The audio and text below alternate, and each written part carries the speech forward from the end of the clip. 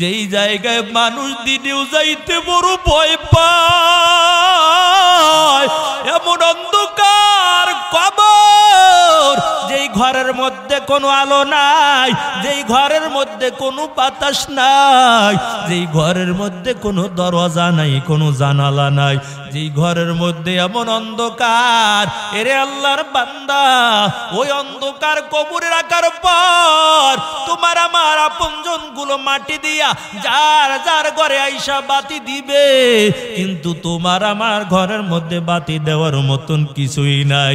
তবে নেক আমল নিয়া যদি কবরে যাও, ওই অন্ধকার কবর চিন্তা করা লাগবে না, বরং আল্লাহর হুকুমে কবরটা জান্নাতের বাগান হয়ে যাবে। এর নবীর আশিকিন দল, একজন নারী রাবেয়া বসরি কেমন আল্লাহর জন্য কেমন পাগল, কয় রাবেয়া বসরি আল্লাহর জন্য কেমন পাগল ছিল। রাত্র যখন গভীর হয়ে যাইতো, আল্লাহর বান্দি ঘুমাইতো না, বরং যায় নামাজ বিছাইয়া মালিকের কুদরতি পায় সিজদা দিয়া কান্না করত আর বলতো, আল্লাহ কিয়ামতের ময়দানে তুমি আমাকে মাফ করে দিও। এমন করে করে রাবেয়া বসরির কান্নার আওয়াজ, যে আল্লাহর বান্দি দুনিয়ার জমিনে এমন কষ্ট করে করে তারপর জীবনটা চালাইলো। ঘরের মধ্যে তেমন মালামাল ছিল না, একবার খাবার খাইলে আর একবেলা না খাইয়া থাকা লাগতো। আল্লাহর বান্দি রাত্র বেলা নামাজে দাঁড়াইয়া গেল, রাবেয়া বসরি ঘরের দরজা বন্ধ করবে এমনও কোনো ব্যবস্থা নাই। বাহির থেকে চোরা চিন্তা করলো, রাবেয়া বসরি ঘরের মধ্যে চুরি করব, ঘরের দরজাও বন্ধ করতে পারে না। আল্লাহর বান্দিন ঘরের মধ্যে ঢুকে আজকে সুন্দর করে চুরি করব। চোরার দল যখন ঘরের মধ্যে ঢুকে যায়, পুরা ঘরের মধ্যে ভালো করে খোঁজা শুরু করে দিল, কিন্তু না না, এই ঘরের মধ্যে কোনো মালামাল পায় না, কি নিয়ে বের হয়ে যাবে। এরে আল্লাহর বান্দা, চোরায় যখন বের হয়ে যায় মনটা বড় খারাপ। রাবেয়া বসরি আওয়াজ পাইয়া ডাক দিয়ে বলে, চোরার দল, তবে শেষ বিদায় বেলা যাবা, তবে একটু দাঁড়াও, আমার ঘরের মধ্যে এমন কোনো মালামাল নাই, তুমি আমার ঘরের মধ্যে আইসা আবার ফিরে যাইতেছো। তবে একটাই মাত্র সম্পদ আছে, আমি উজু করার জন্য একটা বদনা রাখলাম, তুমি যদি চাও আমার বদনাটা তুমি নিয়ে যেতে পারো।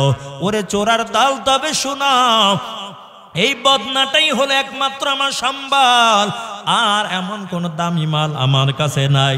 চোরাই কয়, এমন আবার কোন মালিক যেই মালিক ডাইকা ডাইকা মালগুলো দিয়ে দেয়। ওই যুবক আল্লাহর বান্দা চোরা চিন্তা করলো, এটা তো সাধারণ মানুষ হবে না, ডাক দিয়া বলে, এর রাবেয়া, তবে শুনো, এই বদনা দিয়া তুমি কি করো বলো। রাবেয়া বসরি ডাক দিয়া বলে, রে চোরার দল, ওই যে বাড়ির সামনে একটা পুষ্কুনি দেখো, এই পুষ্কুনির থেকে পানি নিয়া আমি আমার ঘরের এক কোণার মধ্যে আমি পানিগুলো রাখি।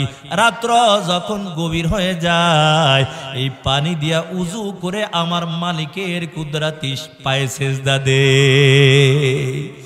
চোরাই ডাক দেয়া, রাবেয়া কেমন করে উজু করো, উজু কেমন করে করো, একটু আমাকে কি তুমি দেখাইবা।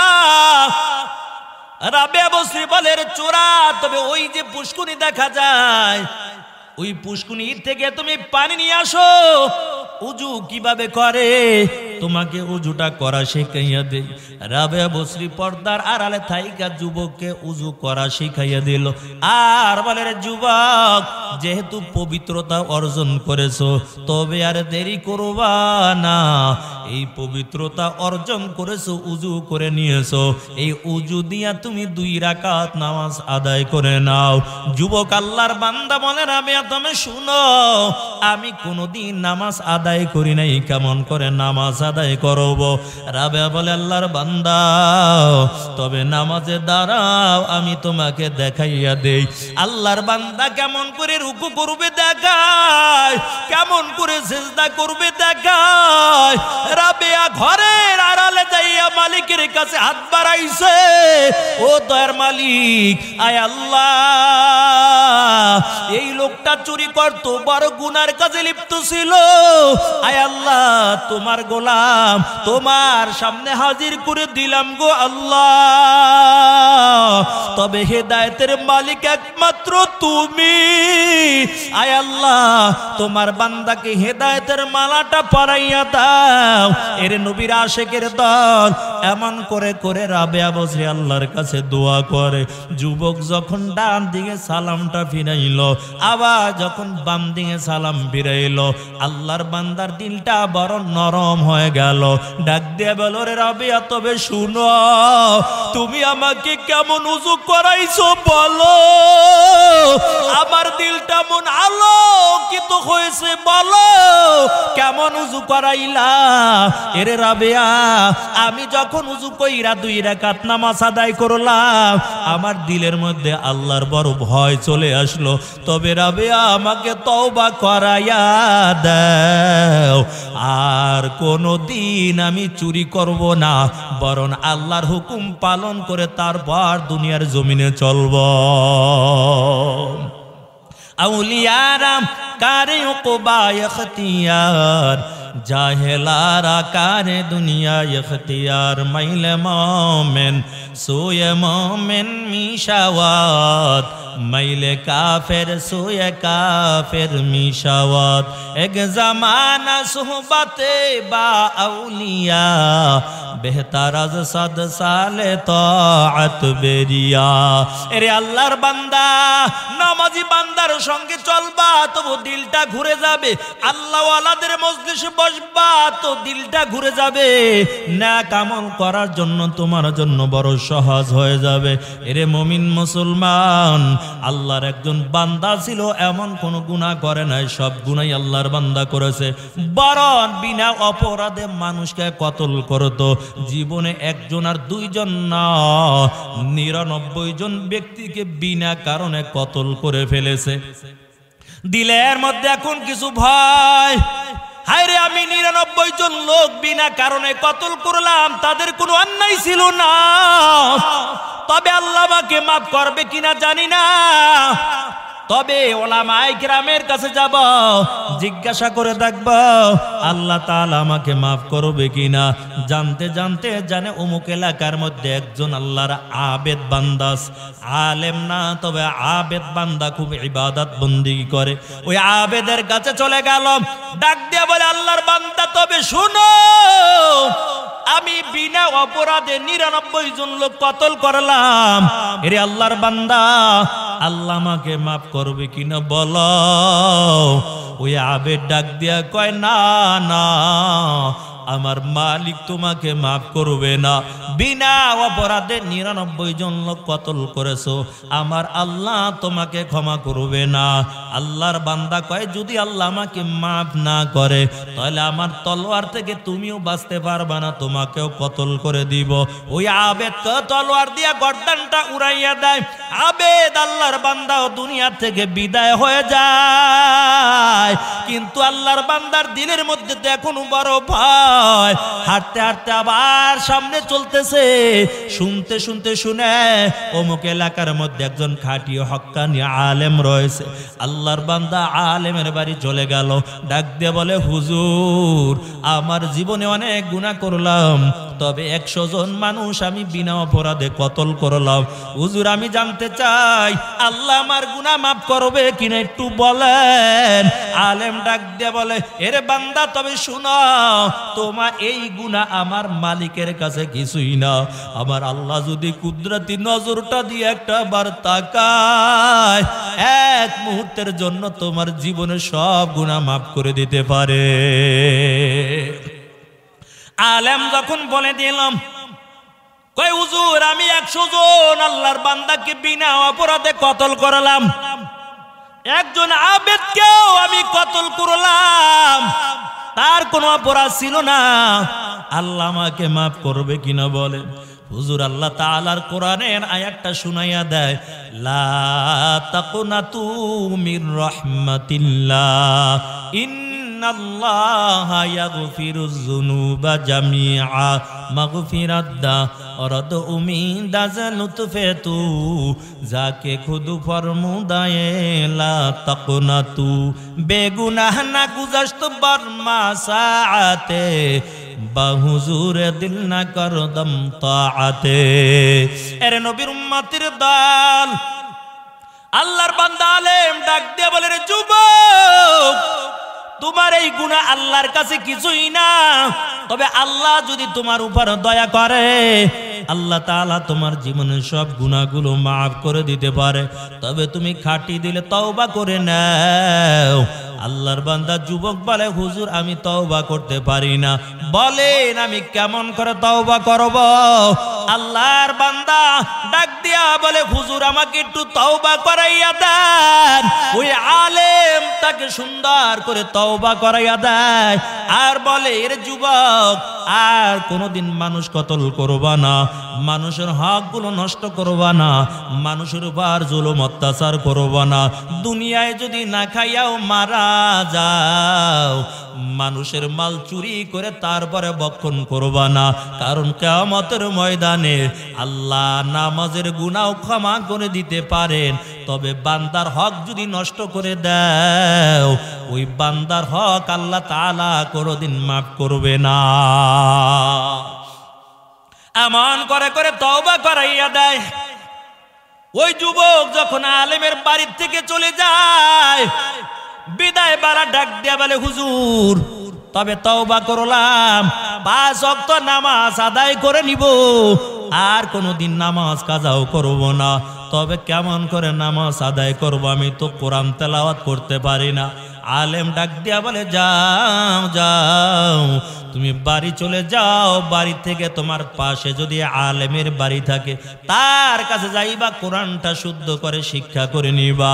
আল্লাহর বান্দা যুবক বাড়ি যাইয়া মায়ের কাছ থেকে বিদায় নেয়, বিবির কাছ থেকে বিদায় নিয়া ওই আলেমের বাড়ি রওনা হয়। মায়ের কাছ থেকে দোয়া নিয়ে বলে, মা বিদায় দাও, আমি কোরআন শেখার জন্য ওই আলেমের বাড়ি যাই। মা দোয়া করে দিল। আল্লাহর বান্দা যুবক যখন রওনা হয়, বাড়ি থেকে কিছু দূর সামনে যাওয়ার পর আজরাইল দাঁড়াইয়া বলে, এরে আল্লাহর বান্দা, আর সামনে তুমি যেতে পারবা না, আমি তোমার জান কবজ করার জন্য আসলাম। ওই যুবক ডাক দিয়া বলে, আজরাইল একটু সুযোগ দাও, আমি একটু আলেমের বাড়ি যাব, কারণ মাত্র তওবা করলাম, এখনো কোরআনটা শিখতে পারলাম না, ওই আলেমের বাড়ি যাব, আমাকে একটু সুযোগ করে দাও। আজরাইল বলে, না না, কোনো সুযোগ দেওয়া হবে না, কারণ ইযা জাআ আজালুহুম লা ইস্তাখিরুনা সাআতাও ওয়া লা ইস্তাকদিমুন। যার যেখানে মৃত্যু নির্ধারণ করা হয়েছে ওখানে মৃত্যু হয়ে যাবে, 1 সেকেন্ড আগেও হবে না, পরেও হবে না। আজরাইল জানটা কবজ করে নিয়ে যায়, দেহটা জমিনের মধ্যে পড়ে রইল। 2 দল ফেরেশতা হাজির হয়ে যায়। জান্নাত থেকে 1 দল ফেরেশতা এসে যায়, আর জাহান্নাম থেকে 1 দল ফেরেশতা হাজির হয়ে যায়। জান্নাতি ফেরেশতারা বলে, না না, এই ব্যক্তির রূহটা জান্নাতের মধ্যে নিয়ে যাব। আর জাহান্নামী ফেরেশতারা বলে, না, এই আল্লাহর বান্দা রূহটা জাহান্নামের মধ্যে নিয়ে যাব, কারণ আল্লাহর বান্দা বড় বড় গুনাহ করেছে। জান্নাতি ফেরেশতারা বলে, না, ওই আল্লাহর বান্দা তো তওবা করেছে, তার রূহটা নিয়ে এখন আমরা জান্নাতে যাব। 2 দল ফেরেশতা ঝগড়া শুরু হয়ে গেল।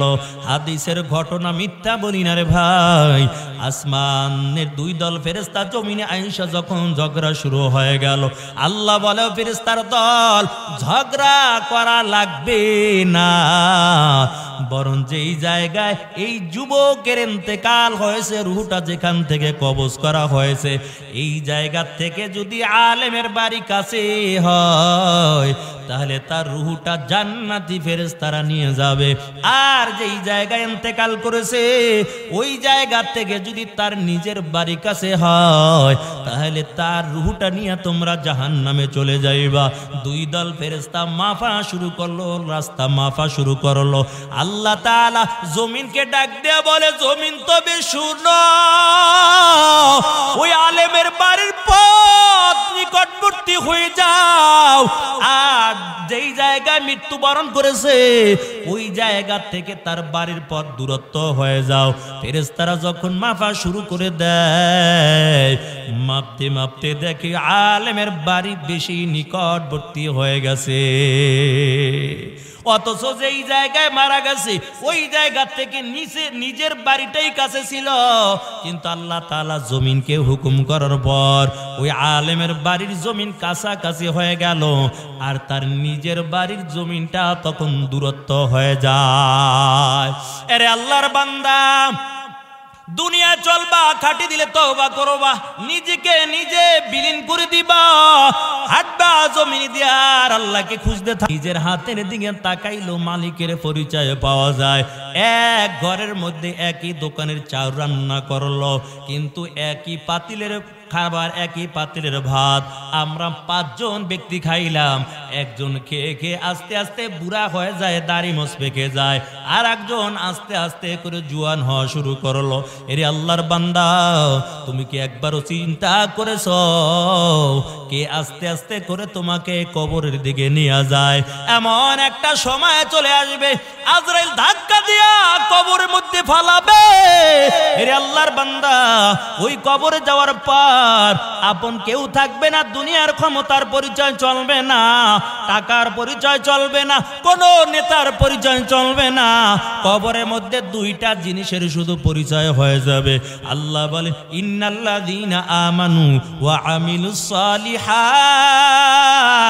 কানাত লাহুম জান্নাতুল ফিরদাউসি নুজুলা। ওই 2টা জিনিসের পরিচয় হবে।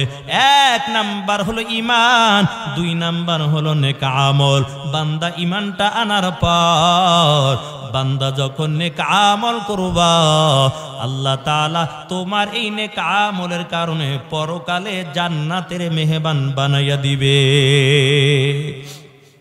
নবীর একজন সাহাবী জাবের রাদিয়াল্লাহু তাআলা আনহু, ঘরের মধ্যে তেমন খাবার নাই, কষ্ট করে করে জীবনটা চালায়। নবী দিনের কাজ করার পরে সাহাবায়ে কেরামদেরকে নিয়ে দিনের কাজ করার পর মসজিদে নববীর মধ্যে হাজির হয়ে যায়। জাবের রাদিয়াল্লাহু তাআলা আনহু মসজিদে চলে যায়, নজর করে দেখে সাহাবায়ে কেরামের চেহারাটা বড় শুকনো দেখা যায়। জাবের ডাক দেয়া বলে, সাহাবায়ে কেরাম তোমরা কি কিছু খাও না?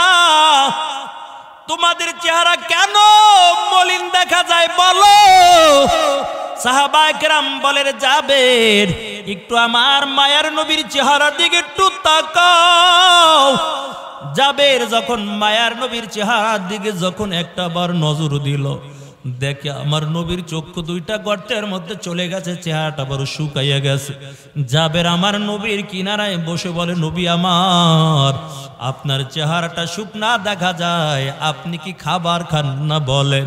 আল্লাহর নবী বলে, জাবের 1 দিন আর 2 দিন না, 3 দিন পর্যন্ত খাবারও পাই না, না খেয়ে তারপরে দিনের কাজগুলো করতেছি। শুধু আমি একা খাই না এমন না, এই সাহাবায়ে কেরাম বসা আছে, এরাও 3 দিন পর্যন্ত খাবার খায় না। জাবের আবার মসজিদের নববীর থেকে দৌড়াইয়া বাড়ি চলে যায়। বিবিকে ডাক দিয়ে বলে, রে বিবি তুমি শুনো, আমার নবী মসজিদের নববীর মধ্যে বসা 3 দিন পর্যন্ত খাবার পায় না। ও বিবি, ঘরের মধ্যে কোনো খাবারের ব্যবস্থা আছে কিনা বলো। জাবের বিবি ডাক দেয়া বলে, স্বামী আমার, ঘরের মধ্যে তেমন খাবারের কোনো ব্যবস্থা নাই, তবে অল্প একটু আটা আছে আর সামান্য একটু বকরির গোশত আছে। জাবের বলে, রে বিবি এই আটা দিয়া রুটি বানাও আর বকরির গোশতটু রান্না করো, আমার নবীকে আমি দাওয়াত করে খাওয়াবো, কারণ নবী 3 দিন পর্যন্ত খাবার খায় না। কিয়ামতের ময়দানে আল্লাহ যদি ডাক দিয়ে বলে, জাবের তোমার ঘরের মধ্যে খাবার ছিল আর আমার বন্ধু না খাইয়া তার উপরে কষ্ট করেছে, এর বিবি তাড়াতাড়ি করিয়া তুমি রুটি বানাও আর গোশত রান্না করো। জাবের আবার দৌড়াইয়া মসজিদে নববীতে চলে গেল। নবীর কানের সঙ্গে মুখটা লাগাইয়া বলে, পয়গম্বর, তবে আমার ঘরে অল্প একটু আটা আছে আর সামান্য একটু বকরির গোশত। ও নবী আমার, আপনার সামনে অনেক সাহাবায়ে কেরাম দেখা যায়, সবাইকে মেহমানদারি করাইতে পারবো না, তবে আপনি এবং আপনার সঙ্গে দুই একজন নিয়ে আমার বাড়ির মেহমান হবেন, কারণ সবার খাবারের ব্যবস্থা আমার করার তৌফিক হবে না। অল্প একটু আটা, সামান্য একটু বকরির গোস্ত দুই একজনে খেতে পারবে। রসুল যখন কথাটা শুনল, তাড়াতাড়ি সামনে যত সাহাবায়ে কেরাম ছিল সব সাহাবায়ে কেরামদেরকে নবী সাথে সাথে দাওয়াত করে দিয়েছে। ওরে সাহাবায়ে কেরাম, তোমরা শুনো, আমাদের আর চিন্তা লাগবে না, আমরা জাবেরের বাড়ির মেহমান হব, তোমাদের আর খাবার নিয়ে চিন্তা করা লাগবে না। জাবের রাদিয়াল্লাহু তাআলা আবার মুখটা মলিন করে বাড়ি চলে যায়। বিবিকে ডাক দিয়া বলে, বিবি শুনো, আমার রসুলের কানের সঙ্গে মুখটা লাগাই আমার নবীকে একা দাওয়াত করলাম, কিন্তু নবী তো 70 থেকে 72 জন সাহাবায়ে কেরামদের দাওয়াত দিয়েছে। এরে বিবি, কেমন করে এত সাহাবায়ে কেরামের খাবারের ব্যবস্থা করব বলো? আজকে তো আমি বড় লজ্জা পেয়ে যাব। জাবের বিবিও ডাক দিয়া বলে, স্বামী আমার, আপনার কোনো চিন্তা করা লাগবে না, কারণ আপনি নবীকে দাওয়াত করেছেন, নবীকে ভালো করে মেহমানদারি করবেন। আর রসুল বাকি সাহাবায়ে কেরামদের দাওয়াত দিয়েছেন, রসুল বুঝে শুনি তারপর দাওয়াত দিয়েছেন, আপনার চিন্তা করা লাগবে না। যেমন স্বামী তেমন বিবি। আর আমরা তো দাওয়াত ছাড়া যদি দুইজন মেহমান লয়ে ঘরে যাই, নিজের খানাই বন্ধ করে দিবে। দাওয়াত ছাড়া লই আইছো, খাবার পাবো কই? তোমার খানাই বন্ধ, যাও এখন লই কই যাবা? অথচ মেহমান নিয়ে ঘরে গেলে মেহমানের মাধ্যমে রিজিকের মধ্যে আল্লাহ বরকত দিয়ে দেয়, মেহমানের মাধ্যমে বান্দার জীবনের গুনাহ মাফ করে দেয়। আমরা তো বুঝি না। ঘরের মধ্যে দুইজন মেহমান লয়ে গেছি, যাইয়া বউর কাছে আসতে কইতেছে, বিবি দুইজন লই আইছি, তবে কি আছে দাও? কইবে আমি না খাই থাকতে পারবো না, তোমার খানা তুমি দুইজনে খাও, 6 জনে খাও, যাও। কেমনে খাওয়া তুমি বুঝো? এরে মুমিন মুসলমান না, যার ঘরের মধ্যে মেহমান যাবে তার কপালটা বড় ভালো, কারণ মেহমানের কারণে তার জীবনের গুনাহ আল্লাহ মাফ করে দেয়। যেমন জাবের তেমন বিবি। জাবের আবার দৌড়াইয়া মসজিদে নববীতে চলে যায়, ডাক দিয়া বলে, নবী আমার চলেন। সাহাবায়ে কেরামদের কিনিয়া মায়া নবী জাবেরের বাড়ি হাজির হয়ে যায়। কিন্তু একবার সাহাবায়ে কেরামের চেহারার দিকে তাকায়, আর একবার খাবারের দিকে তাকায়। হায়রে, একটা পাত্রের মধ্যে সামান্য কিছু গোস্ত, আর একটা পাত্রের মধ্যে অল্প কয়েকটা রুটি, কেমন করে মেহমানদারি করব? একবার সাহাবীদের দিকে তাকায়, আর একবার খাবারের প্লেটের দিকে তাকায়। মায়া নবী জাবেরের চেহারা দেখে বুঝে ফেললাম, জাবেরের ভিতরে বড় চিন্তার কাজ করতেছে। আল্লাহর নবী ডাক দিয়ে বলে, জাবের তুমি শুনো, তোমার কোনো চিন্তা করা লাগবে না, বরং তুমি যে খাবারের ব্যবস্থা করেছো ওই খাবারগুলো পাত্রটা ঢেকিয়ে তারপরে আমি নবীর হাতের মধ্যে দিয়া দাও। জাবের আবার ঘরের মধ্যে যাইয়া গোস্তের পাত্রটা ঢেকে দিল, রুটির পাত্রটা ঢেকে দিল। দুইটা পাত্র ঢেকে আল্লাহ রসুলের হাতের মধ্যে দেয়। মায়ার নবী পাত্রের ঢাকনাটা সরাইয়া বিসমিল্লাহ বলে হাতটা বাড়াইয়া গোস্ত দেয় আর রুটি দেয়, গোস্ত দেয় রুটি দেয়। একজন আর দুইজন না, 70 থেকে 72 জন সাহাবায়ে কেরামকে গোস্ত আর রুটি দিয়া পেট ভরে ভরে খাওয়াইলো। আল্লাহর পয়গম্বর ওই পাত্রের থেকে গোস্ত আর রুটি নিয়ে খায়। সাহাবায়ে কেরামদেরকে বলে, শুনো তোমাদের আর লাগবে কিনা বলো। সাহাবায়ে কেরাম বলে, না ও নবী আমার, আমরা পেট ভরে ভরে তারপরে সুন্দরভাবে তৃপ্তি সহকারে রুটি আর গোস্ত খাইলাম। নবীজিও পাত্রের থেকে রুটি আর গোস্ত খাইল।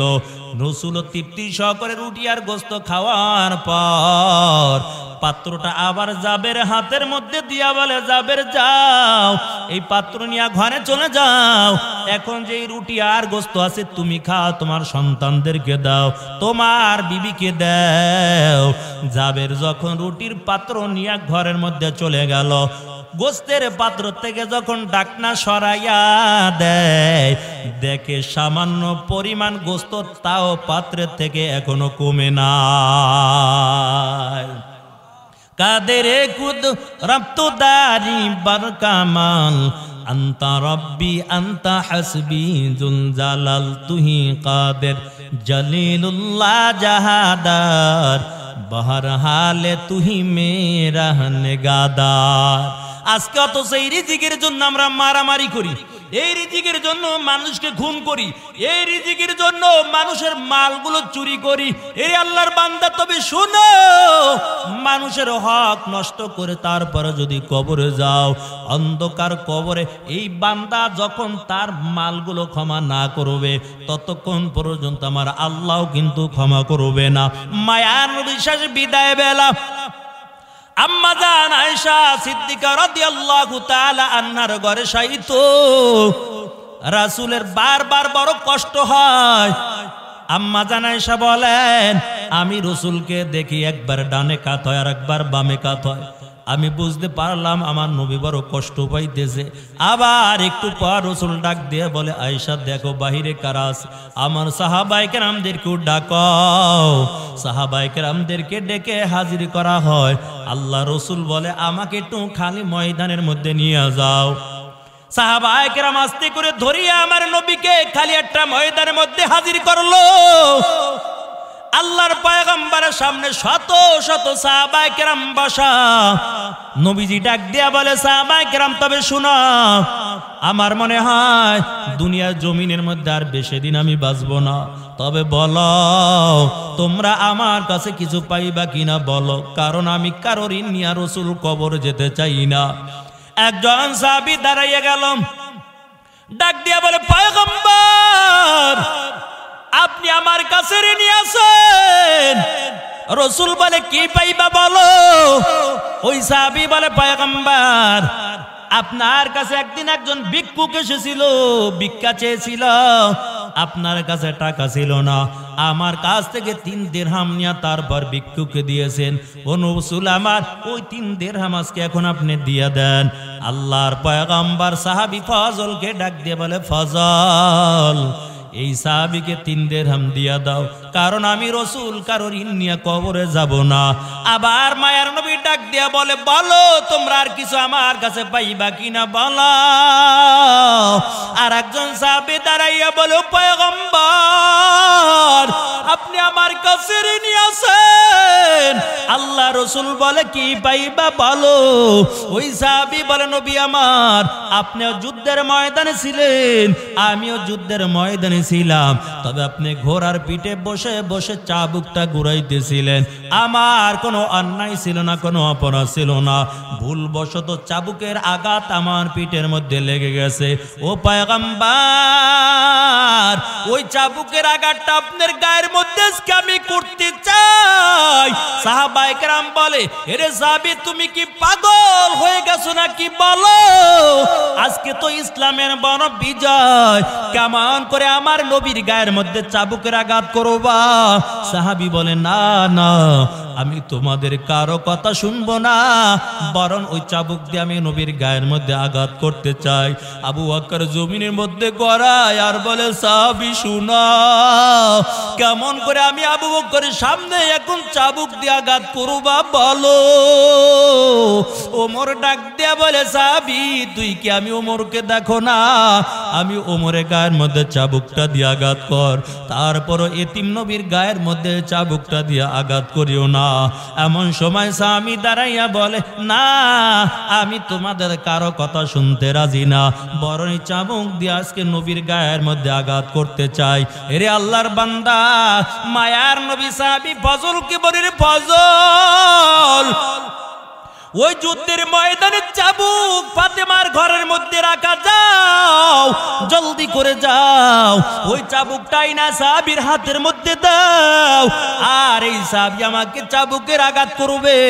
ফজল তাড়াতাড়ি ফাতেমার ঘরে কিনারায় হাজির হয়ে গেল। ডাক দিয়া বলে, ফাতেমা ওই যুদ্ধের ময়দানে চাবুকটা নবী চেয়েছে, তাড়াতাড়ি চাবুকটা দাও। ফাতেমা ডাক দিয়া বলে, রে ফজল আমার বাবাই তো বড় অসুস্থ, বাবা এখন চাবুক দিয়া কি করবে বলো। ফজল ডাক দিয়া বলে ফাতেমা তুমি শুনো, এই চাবুক দিয়া মায়ার নবীর গায়ের মধ্যে আঘাত করতে চায়। একজন সাহাবী রাসূলের সামনে দাঁড়িয়ে গেছে, যুদ্ধের ময়দানে অজান্তে চাবুকের আঘাত লেগে গেছে। ওরে ফাতেমা জলদি করে দাও, ওই সাহাবী আজকে রাসূলের সামনে দাঁড়ানো আছে, এই চাবুক দিয়ে আজকে নবীজির গায়ের মধ্যে আজকে আঘাতটা করবে। ফাতেমা চোখের পানি ছেড়ে দিয়ে কাঁদে আর বলে রে ফজল, আমার বাবাই তো মক্কার জমিনে কষ্ট কম করে নাই, আমার বাবাই তো তায়েফের ময়দানে কষ্ট কম করে নাই। ওই দিনের দাওয়াত নিয়ে যখন তায়েফের ময়দানে যাইতো, ওই কাফের বেঈমানের দল আমার নবীর গায়ের মধ্যে পাথরগুলো নিক্ষেপ করত আর বলতো দেখ পাগল যায়, পাগল যায়। আল্লাহর পয়গম্বরের গায়ের মধ্যে পাথরগুলো পড়তো আর শরীর থেকে রক্ত পড়তে পড়তে জোতা মোবারক পায়ের সঙ্গে লেগে গেছে। মায়ের নবী পিছনের দিকে তাকাইয়া বলতো শোন আমার মুখের বাণী শোনো, আমি রাসূল পাগল না, বরং কালিমার বাণীটা তোমরা শুনে নাও। এরে ফজল, আমার বাবাই তো দিনের জন্য কত কষ্ট করেছে, এখন আবার কেমন করে চাবুক দিয়া বাবার গায়ের মধ্যে আঘাতটা করবে, তবে চাবুকটা নাও। এরে ফজল, তুমি আমার বাবার গায়ের মধ্যে আঘাত করতে দিও না। ওদিক থেকে চাবুকটা হাতের মধ্যে দিয়া ফজলকে বিদায় করে দেয়। হাসান হোসেন আয়েশা নজর করে দেখতে পায় ফাতেমার চোখ বেয়ে বেয়ে পানির ফোঁটা জমিনে পড়ে। হাসান হোসেন দুইটা ভাই বলে মা কেন কান্না করো বলো, তোমার দিলের মধ্যে কি দুঃখ বলো। ফাতেমা ডাক দেয়া বলে রে সন্তান, আজকে তোমার নানার সামনে এমন একজন সাহাবী দাঁড়ানো, ওই যুদ্ধের ময়দানে চাবুকের আঘাত নাকি তার গায়ের মধ্যে লেগেছে। এ হাসান হোসেন যাও, তোমরা দুইটা ভাই তোমার নানার দুই পাশে দাঁড়াইয়া যাবা, যত খুশি তোমাদের গায়ের মধ্যে চাবুকের আঘাতটা নিবা, তারপরও আমার এতিম বাবার গায়ের মধ্যে চাবুকের আঘাতটা করতে দিবা না। কারণ আমার বাবার তো মক্কার জমিনে, মদিনার জমিনে, এই দুনিয়ার জমিনে মা নাই, বাবা নাই, সে তো বড় এতিম, আমার বাবার গায়ের মধ্যে আঘাতটা করতে দিও না। হাসান হোসেন দুইটা ভাই নবীর দুই কিনারায় দাঁড়াইয়া ডাক দিয়া বলে সাহাবী তোর যত মনে চায় আমাদের গায়ের মধ্যে আঘাতটা করো, তারপর আমার নানার গায়ের মধ্যে আঘাতটা করতে পারবা না। সাহাবী হাতের মধ্যে চাবুকটা নিয়ে দাঁড়াইয়া বলে ও হাসান হোসেন, আবু বকর, ওমর, ওসমান আলী, তবে শোনাও না না, আজকে তোমাদের কারো কথা শুনবো না, বরং এই চাবুক দিয়া আমি রাসূলের গায়ের মধ্যে আঘাত করব। মায়ার নবী ডাক দিয়া বলে হাসান হোসেন তবে বাধা দিও না। এরে হাসান হোসেন তোমরা সরে যাও, আজকে তাকে বাধা দিও না, এই চাবুক দিয়া আঘাত করতে বলো। ওমরকে ডাক দিয়া বলে ওমর আজকে তোমরা বাধা দিও না। এরে আবু বকর, ওসমান আলী, তোমরা আজকে কেউ তাকে বাধা দিও না। রে আল্লাহর বান্দা, মায়ের নবী চোখের পানি ছেড়ে দিয়া কাঁদে আর বলে আমি কারো ঋণ নিয়ে কবরে যাব না, আজকে তোমরা বাধা দিও না। কে সেই ওমর আর কে সেই আবু বকর? আম্মা জান আয়েশা সিদ্দিকা রাদিয়াল্লাহু তাআলা আনহাকে নিয়া রাসূল পূর্ণিমা রাতে খোলা আসমানের নিচে আম্মা জান আয়েশা আসমানের তারকাগুলো গুনতেছে, 1 2 3 4 এমন করে করে আসমানের তারকাগুলো গুনতেছে। মায়ার নবী ডাক দেয়া বলে আয়েশা কি গুনতেছো বলো। আম্মা জান আয়েশা বলে ওই যে আসমানের তারকা গুনতেছি। রাসূল বলে রে আয়েশা আসমানের তারকা কোনোদিন গুনে শেষ করতে পারবা না। আম্মা জান আয়েশা বলে তবে পয়গম্বর এই আসমানের তারকা বরাবর কারণে আমল আছে কিনা একটু বলেন। রাসূল বলে হ্যাঁ আছে। আম্মা জান আয়েশা বলে কার এত নেক আমল বলেন। আল্লাহর পয়গম্বর বলেন এই আসমানের যত তারকা এমন নেকি হযরত ওমর রাদিয়াল্লাহু তাআলা আনহুর আছে। আয়েশা সিদ্দিকার মুখটা মলিন হয়ে গেল।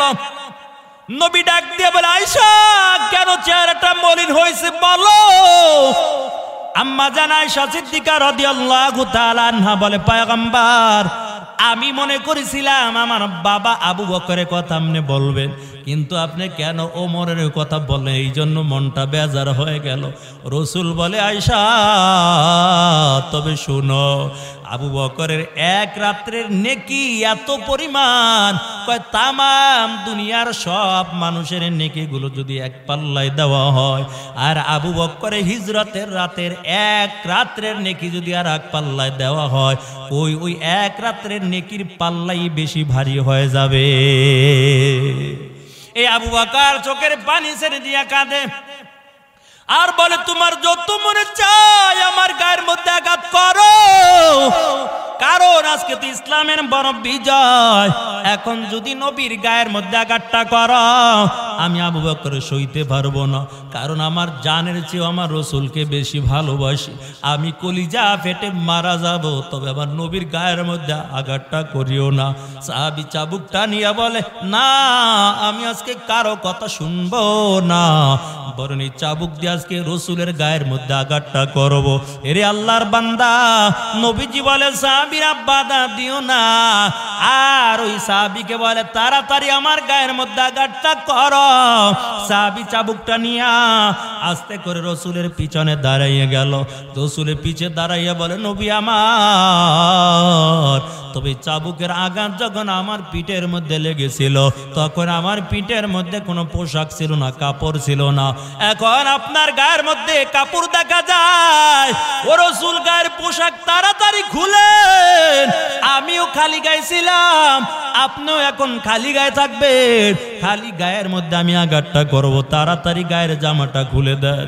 আল্লাহর পয়গম্বর আস্তে আস্তে ঘুরে গায়ের জামাটা খুলে দিল, হাতের তলোয়ারটা পিছনে দাঁড়াইয়া জমিনের মধ্যে রাখিয়া সাহাবী দুইটা হাত রসুলের বগলের দুই দিক থেকে ঢুকাইয়া এমন করে বুকে জড়ায়, বুকের মধ্যে জড়াইয়া ঠোঁট দুইটা রসুলের পিছনে নবুয়তে মোহরের সঙ্গে লাগাই একটা চুম্বন দিয়া দেয়, আর ডাক দিয়া বলে, নবী আপনাকে আমি চাবুকের আঘাত করতে আসি নাই, বরং গুনার কারণে আমার জবানটা বড় নাপাক, গুনার কারণে আমার শরীরটা বড় নাপাক, এই নবুয়তে মোহরের সঙ্গে ঠোঁট দুইটা লাগানোর জন্য বড় চেষ্টা করেছি। ও পয়গম্বর, এই নবুয়তি মোহরের সঙ্গে ঠোঁট দুইটা লাগাই একটা চুম্বন দিলাম, আমার শরীরটা আপনার শরীরের সঙ্গে লাগাইলাম, তবে আমার ভিতর এখন দৃঢ় বিশ্বাস, দুনিয়ার জমিনে যতদিন বেঁচে থাকবো, আর দুনিয়ার থেকেও আমি যদি বিদায় হয়ে যাই, আমাকে আর কোনোদিন জাহান্নামের আগুন স্পর্শ করতে পারবে না, কারণ এই শরীরের সঙ্গে নবীর ছোঁয়া লেগেছে, এই শরীরে নবীর ছোঁয়া লেগেছে, এই ঠোঁট দুইটা নবীজির নবুয়তে মোহরের সঙ্গে লেগেছে, জাহান্নামের আগুন আর আমাকে স্পর্শ করতে পারবে না।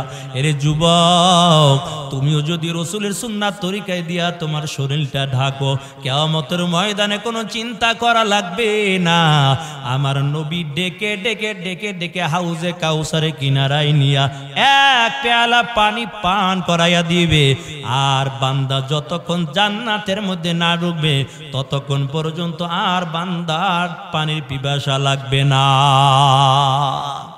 দুনিয়ায় শুধু টাকার জন্য পাগল, রসুলের সুন্নাত দিয়ে দেহটা সাজাও। আমরা যে লম্বা জামা গাই দিই, কই আমগুকে খারাপ দেখা যায়? বরং আমরা লম্বা জামা না গাই দিলে আরো খারাপ দেখা যায়। আপনি মনে করেন শার্ট টাই প্যান্ট পরলেই বুঝি আপনাকে ভালো দেখা যায়? না না, রসুলের সুন্নাত তরিকা চললে এর ভিতরে আলাদা মজা। আপনি মনে করেন দাড়িটা কামাইলে একটু জুয়ান জুয়ান দেখা যায়, একটু ভালো মেয়ে বিবাহ করবো, আবার এত সুন্দর করে আপনি শেভ করেন, যদি দাড়ি রাখার কথা বলি, হুজুর একটু বিয়াটা কইরা লই, বিয়া কইরা তারপরে দাড়ি রাখবো। তুমি দাড়ি রাখো, যেই মেয়ে দাড়ি অবস্থায় বিবাহ বসতে চায় না, তুমি এমন প্রতিজ্ঞা করো, এমন মেয়ে আমি বিবাহ করব না। দিনদার মেয়ের দিকে বিবাহ করবা, দুনিয়াও শান্তি, পরকালও মুক্তি পাওয়া যাইবা, সংসারে শান্তি নাজিল হতে থাকবে। ফাতেমা রাদিয়াল্লাহু তাআলা আনহা আলীর জন্য কত কষ্ট করেছেন। ও পর্দার আলের মা গো, একটু দিলটা লাগাইয়া শুনেন গো মা, আপনিও স্বামীর খেদমত করে যদি দুনিয়া থেকে বিদায় হয়ে যান, কোনো চিন্তা করা লাগবে না। রাসূল বলে স্বামীর আগে যদি বিবি দুনিয়া থেকে বিদায় হয়ে যায়, আর স্বামী যদি বলে আমার স্ত্রী খুব ভালো ছিল, রাসূল বলে ওই মহিলার জন্য আল্লাহর জান্নাত অপেক্ষা করতে থাকে। আল্লাহর জান্নাত অপেক্ষা করবে। মসজিদ আল্লাহর ঘর, মাদ্রাসা রাসূলের ঘর। মাঝে মাঝে কিছু দানও করবেন, দানের মধ্যে আল্লাহ বরকত দিয়ে দেয়। টাকা পয়সা তো কামাইছেন, কত সুন্দর একটা মসজিদ দেখলাম, কারো টাকা দিয়ে ওয়াজ মাহফিল হয়, আর কারো টাকা দিয়ে মদের আড্ডা জুয়ার আড্ডাও হয়। কি বলেন? সবার টাকা কি আল্লাহ তাআলা দ্বীনের কাজে লাগায়? এই যে এখানে বসে আছেন কত কষ্ট করে, কত কষ্ট করে বসে আছে না? কত মানুষ তো দোকানের মধ্যেও বসা, চায়ের দোকানে বসা। সবার কপালে কি নসিব হয়েছে এখানে আসা? যদি কিয়ামতের ময়দান আল্লাহ কয় এই ওই এলাকার মধ্যে ওই ময়দানের মধ্যে কে কে আসিলি তারা আজকে জান্নাতে যা, এই ক্যামেরা দিয়ে ভিডিও হয়, মাঝে মাঝে ফাঁকিও মারে, নাও হইতে পারে, কিন্তু আল্লাহর যে ক্যামেরা ফেরেশতা দিয়ে যে তুলতে আছে, এটা কি কোনোদিন মিস হওয়ার সম্ভাবনা আছে?